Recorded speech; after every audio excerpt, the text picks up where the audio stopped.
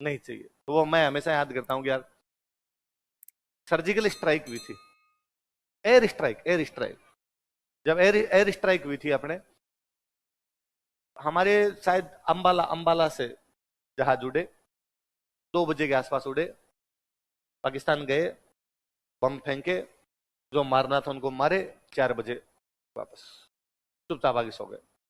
कानो कान, दुनिया को कोई खबर नहीं ऐसा कुछ भी हुआ।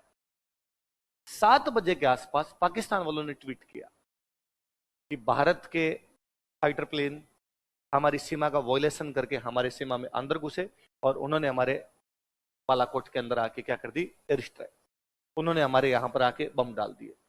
पाकिस्तान को यह लगा कि यदि मैं ऐसा करूंगा तो दुनिया की सहानुभूति आएगी और कहेंगे देखो भारत कितना खराब देश है जो किसी भी दूसरे देश की सीमा में घुस के बम डाल देता है, भारत आक्रमणकारी देश की भूमिका के अंदर आ जाएगा और पूरे देश जो है वो भारत पर प्रतिबंध लगा देंगे।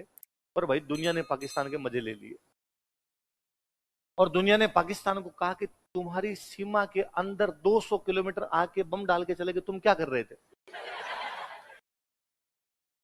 तो पाकिस्तान वाले भोले हैं वहां पर, मेरे को यूं दया सी आती है उनके, है ना। उनका एक और ट्वीट आया हाथों हाथ और उन्होंने कहा कि रात का टाइम था इसलिए हमें फाइटर प्लेन दिखे नहीं। लोगों ने वापस कहा कि भाई साहब रडार होता है, रडार आंखों से नहीं देखना होता है, रडार कैच करता है कि फाइटर प्लेन आ रहा है कि नहीं आ रहा है। हाँ तुम्हारा रडार चाइनीज है, खराब हो गया, वो बात अलग है। हमने फिर भी कोई रिएक्शन नहीं, हमने कहा क्या कौन सी बात कर रहे हो, पता ही नहीं इस प्रकार की कोई बात हमें तो पता भी। अपने जरूर 2-1 बजे के आसपास, तब चुनाव होने वाले थे अपने लोकसभा के, भाई रैली कर रहा था चूरू में और जनता, अब सब लोगों को पता चल गया, अखबारों में, मीडिया, टीवी, सब जगह आ रहा है एयर स्ट्राइक, एयर स्ट्राइक, सरकार की तरफ से कोई स्टेटमेंट। और चूरू में जनता बैठी है सामने, प्रधानमंत्री की रैली है तो खूब सारी जनता आई हुई है, जनता अंदर ही अंदर राजी है सब। प्रधानमंत्री अपने भाषण दे जा रहे हैं, मित्रों सबका साथ सबका विकास, मित्रों हमारी सरकार ने ये क्या, मित्रों हमारी सरकार ने ये क्या। फिर बीच में एक लाइन बोली, भाइयों और बहनों तुम खुश तो बहुत आज, ओ जनता ओ। तो पता चला उड़ा कांड तो करिए है अपने वाले। तो जब ये हुआ तो अब पाकिस्तान वाले बैकफुट पे, अब पाकिस्तान वाले क्या कहे, तो पाकिस्तान वालों ने बाद में स्टेटमेंट दिया, उन्होंने कहा हाँ इंडियन आर्मी ने, इंडियन एयरफोर्स ने हमारा वॉयलेशन किया, बाउंड्री का वॉयलेशन किया, अंदर आए, बम डाल के गए, पर मरा कोई नहीं। बम तो डाले थे लेकिन हमारा कोई भी मरा, मतलब ये हुआ कि हमारी एयरफोर्स गई 200 किलोमीटर अंदर गई, उसने बम भी फेंके पर सूतली बम थे, है ना, बीच में रह गए, फटे और फेंके भी धीमे धीमे थे। उनका भाई सरकार तो कहती है करके आओ पर हम करना नहीं चाहते, तो कैच कैच ले लो, धीरे से आ रहा है, धीरे से, प्लीज साइड में रख दो ले जाके, कोई भी तुम्हारा मरना। पर भाई साहब उस एयर स्ट्राइक के बाद इमरान खान जो उस समय पाकिस्तान का प्रधानमंत्री था, उसकी पार्लियामेंट का भाषण सुनिए, उनकी पार्लियामेंट। इमरान खान खड़े होकर कह रहा है कि पाकिस्तान वालों, भारत पता नहीं अपने आप को क्या तुर्रम खान समझता है और उसने हम पर हमला कर दिया है, और मैं दुनिया को बताना चाहता हूं कि पाकिस्तान जवाब देगा, पाकिस्तान चुप बैठने वाला, यदि भारत कोई भी एक्शन लेगा उसकी रिएक्शन होगी, क्रिया की प्रतिक्रिया होनी आवश्यक है। और मैं कहना चाहता हूं पाकिस्तान वालों विश्वास रखिए, क्या हम बहादुर शाह जफर की तरह सरेंडर नहीं करेंगे, हम टीपू सुल्तान की तरह लड़ते हुए मारे जाएंगे, मगर दोनों ही रास्तों में मरोगे तो तुम ही, भले बहादुर शाह जफर की तरह सरेंडर करो या टीपू सुल्तान की तरह लड़ते हुए मारे जाओ, हार तो तुम ही रहे हो, भले कुछ ही मान लो।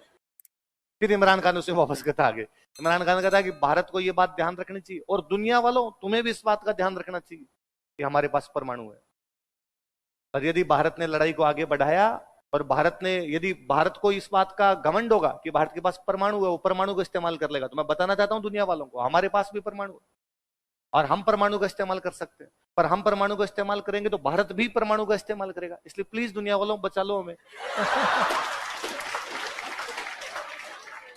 क्योंकि हम एक परमाणु फेंकेंगे, भारत वाले 1/4 खत्म होंगे, 3/4 तो फिर भी बैठे रहेंगे, और यदि उन्होंने परमाणु फेंक दिया तो दुनिया के मैप से पाकिस्तान नाम की जगह ढूंढनी पड़ेगी कि यहां कोई था, क्योंकि इंडिया वालों का तुम फेंको, हमारे आबादी की कमी, दिन दुने रात चौगने भाई साहब, है ना।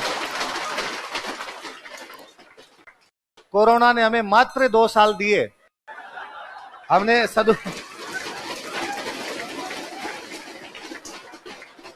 हमने चाइना को पीछे छोड़ा।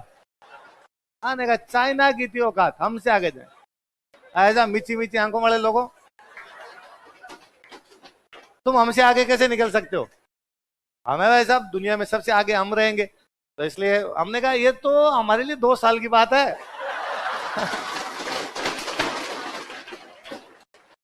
फेंको तुम परमाणु परमाणु जो फेंकना फेंको। तो वो जब हुआ तो अपने नए नए कांग्रेस में गए नवजोत सिंह सिद्धू, और सिद्धू का एक बयान आया, सिद्धू क्रिकेट खिलाड़ी, इमरान खान उधर क्रिकेट खिलाड़ी, और सिद्धू का एक बयान आया कि भारत के सैनिक अंदर गए, वहां जाके उन्होंने फेंके बम, लेकिन पाकिस्तान वालों का एक कौवा मरा है। क्या मरा है? मेरी इमरान खान से बात हुई, इमरान खान मेरा दोस्त है, इमरान खान ने कहा हमारे कोई नुकसान नहीं हुआ, हमारा एक क्या मरा है? यार मत कहता हूं कौवा भी नहीं मरा। तुम अपने देश के खिलाफ ऐसा बयान कैसे दे सकते हो? और ये किसी देश का या पार्टी का अपमान थोड़ी है, ये सैनिकों का अपमान है। तुम सैनिकों का अपमान कैसे कर सकते हो ऐसे? तुम आपस की लड़ाई जो रही होगी पार्टियों में, बनती नहीं बनती सो है, तुम लड़ो, तुम्हारे जो सामने तुम्हारे नेता उनके खिलाफ लड़ो, हराओ, ढंग से हराओ, जिनके वोट मिलते हैं वोट लो, तुम अपने लोगों की ताकत से लड़ो, तुम बनो, तुम आओ, तुम अपनी नई नीतियां लेके आओ। लेकिन जब आप तीसरे देश का सामना कर रहे हैं तब उनके पक्ष में बैटिंग कैसे कर सकते हो? तो अगले पूरे दिन पाकिस्तान की न्यूज चैनल्स ने चलाया, पाकिस्तान को भारत कोई नुकसान नहीं पहुंचा पाया, ऐसा भारत के एक सांसद का कहना है। पूरे दिन सिद्धू का बयान पाकिस्तान के न्यूज चैनल्स पे चल रहा था, भारत ने कोई नुकसान नहीं किया, भारत की सेना कुछ भी नहीं कर पाई, भारत की सेना फिसड्डी है, देख लो वो केवल हमारे कौवा मार पाए थे, ऐसा भारत के लोग करें। भगवान के घर न्याय है जी, सब देखता है। 1989 में कब सिद्धू कहीं कार पार्किंग कर रहे थे एक जगह, उनके पास में एक दूसरे कोई बुजुर्ग सज्जन थे, वो अपनी कार पार्क कर रहे थे, टच हो गए। भारत में रोड रेज की लड़ाइयां खूब है, गाड़ी टच होते लड़ी लेते, हम सारी लड़ लेते हैं, क्यों बिड़ा दी क्यों बिड़ा दी। सिद्धू नए नए क्रिकेटर थे, जोश था थोड़ा, नीचे उतरे, वो जो बुजुर्ग सज्जन थे वो नीचे उतरे, उन्होंने सिद्धू का क्या तरीका है, गाड़ी की लगा दी, स्क्रैच कर दिया मेरी गाड़ी। सिद्धू गुस्सा आया, यंग बंदा था, थप्पड़ मारा, उनकी डेथ हो गई ऑन द स्पॉट। वो जो बंदा था उनको कोई मिर्गी विर्गी का दौरा था, उनकी ऑन द स्पॉट ही क्या हो गई, डेथ।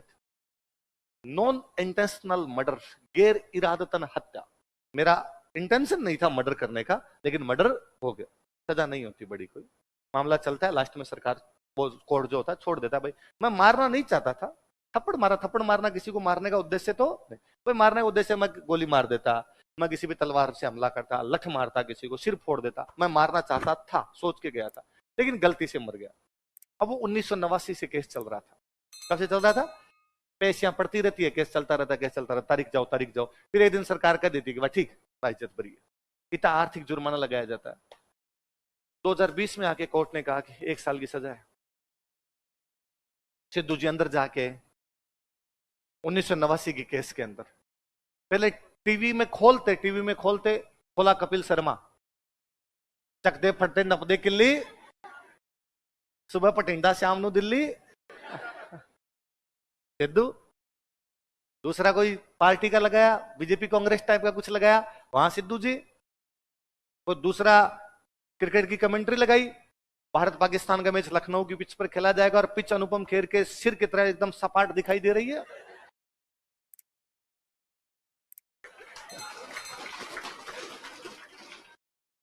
आजकल कहीं भी दिख रहे हैं, नहीं है न्याय, नीली छतरी वाला सब देख रहा है ऊपर बैठे बैठे, फालतू की पंचायती करनी